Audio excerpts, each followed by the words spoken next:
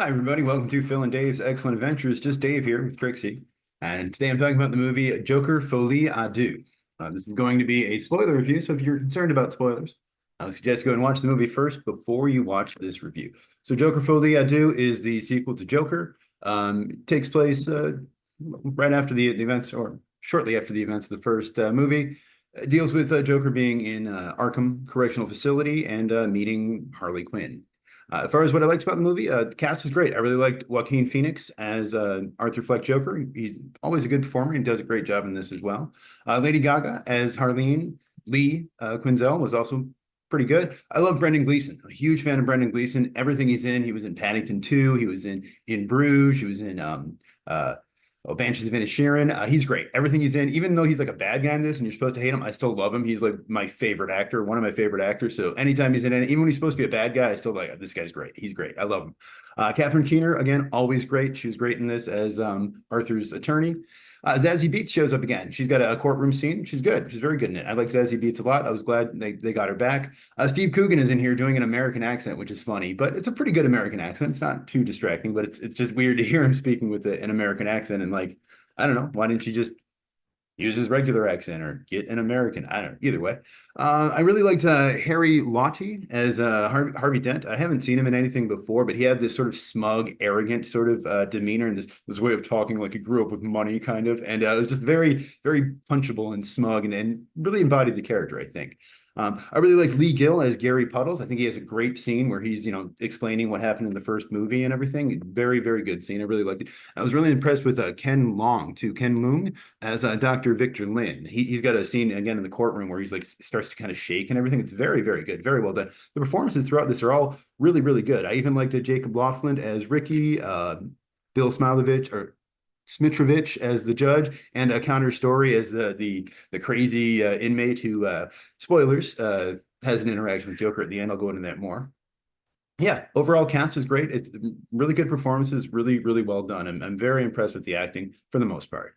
I think the cinematography was well done. It was by Lawrence Sher. He did Garden State, The Dictator, all the Hangover movies. He does a lot of stuff with Todd Phillips and Zach Braff. I like the music too by Hildur Gudensdottir. I don't know if I'm saying that right, but she did Sicario, Day of the Soldado. She did Tar, Women Talking, a bunch of stuff. She also did the first Joker, which she got a bunch of awards for, Academy Award, BAFTA, a bunch of stuff like that, Golden Globe. And she did the score for the HBO series Chernobyl, which she also won a bunch of awards for, Emmy, BAFTA, and a Grammy. So yeah, very, very accomplished musician, composer. But yeah, she did the music for this. I mostly like the score on this, from what I remember of it. I think it was good. The soundtrack, there's some good songs in here. I really like Daniel Johnston. They got True Love Will Find You in the end there at the end. For Once in My Life, it's a fun song. What the World Needs Now. I like those songs. I thought those were the little cartoon at the beginning where they show the Joker and it's like sort of a classic kind of Warner Brothers type cartoon. That was fun. I really like the animation style. And I think in that it said 1983. What was the date? The MCM LXXX thing. And so that leads me to believe the movie takes place in 1983. So that's cool. I like the beats the shit out of me joke. That was funny. I think the first movie also had the one funny joke where he's like, no one's laughing now. This one's the, Mom, why do you stay with your abusive boyfriend? Beats the shit out of me. It's funny. It's a funny joke. I like some of the symbolism. There's some interesting stuff there with like the guards are walking and their umbrellas are like different colors and stuff. I think Gaga's a really good singer. I'm not a huge fan of her music personally. I mean, I know some of her songs, Bad Romance and Paparazzi or whatever, Poker Face. But yeah, she's a good singer. In some ways, it seemed like maybe she was trying not to sing as well as she could, but I think the two of them even sound pretty good together. She can harmonize with just about anybody. So yeah, it sounds great. And I thought the romance, at least parts of it, kind of worked for me. It was interesting. This kind of messed up, weird, non-traditional kind of romance between two, very broken, kind of psychologically damaged people is an interesting idea. A lot of movies have done it before, but I was somewhat caught up in it and wanted to see where it was going to go. As far as what I disliked about the movie, yeah, Joaquin Phoenix really can't sing. There's sometimes where he sings all right, but a lot of times it's really pretty bad. And it's just kind of like, I don't know, dude. And I think they did all the singing live. So I'm like, maybe you shouldn't have done that. Maybe you should actually let him get in a booth and, have a couple takes and not have to like dance and move while he's singing. That's hard to do, especially for somebody who's not a trained singer. And Lady Gaga, her acting is fine in this, but there's one scene at least with her and Catherine Keener where I thought it was a little subpar. And even Catherine Keener is not that good in that scene, and she's a good actress. So I don't know, maybe it's just bad directing, maybe it's a bad take, but yeah, I thought her acting was okay, but maybe not quite to the level of like everyone else in the movie. Musicals suck. I hate musicals. I don't like musicals. Nobody likes musicals. They haven't been popular since like maybe Grease. I think Mamma Mia, Les Miserables. There's been a couple somewhat successful musicals, but I feel like Hollywood keeps trying to make musicals and keeps trying to bring them back, and people keep saying we're not interested, and they keep doing it. And like they'll even do it sneakily. They did it like with Wonka or with the Hunger Games movie, where like they didn't really tell you it was going to be a musical, and then you go and it's a musical, and it's like, okay, this has to be a musical, and why are these songs so terrible? And the thing is, these songs are, some of them are by classic songwriters like Burt Bacharach, George and Ira Gershwin, and they're great. They're very famous and they're very well known for a good reason. But those songs are old and tired. They're all like some of them from the 30s, and a lot of them are from like the 50s and 60s. And like, I hate If My Friends Can See Me Now. That song sucks, dude. And mostly I associate it with South Park because Kathy Lee Gifford or whatever, but that's entertainment. All those like old show tunes, people like them, I guess. I don't know anyone who does. I don't know why you'd put them in your movie. If you're gonna make a jukebox musical, why wouldn't you use more modern songs, more relevant songs? I mean, I don't know how the legalities work, but Warner Brothers has a music label. I would think they would be able to use the artists and the records that they put out on their music label at least. So why are you using these songs from the 50s and 60s, The movie's boring too. It's just a lot of times I was just very bored, and some stuff doesn't make any sense. Like I still don't know who blew up the courthouse. Was that Harley? Was that somebody else? I don't understand exactly what happened there. And it felt like a chore to watch. Like I didn't want to watch this. It felt like what I assume. I didn't go to film school, but what I assume when you go to film school and like your teacher makes you watch some boring ass movies and shit, and they have to sit there and pretend like it's interesting. That's what it felt like. It felt like I was being punished, and I just kept waiting for it to get better, and it never did. And it's way too long. It's over 2 hours. It doesn't need to be.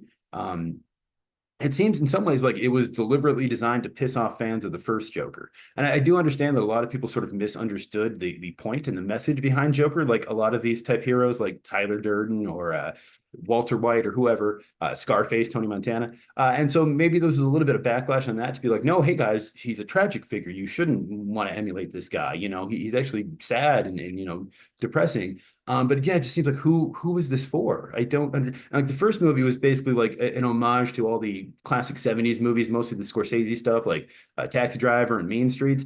This, I guess, is more of an homage to like the 50s and 60s musicals, but like I don't know if there's a lot of crossover there between those fan bases, And the ending I thought was also stupid. It's just to me, it came across as very much like a student film. Like I don't know how to end my movie. Oh, spoilers.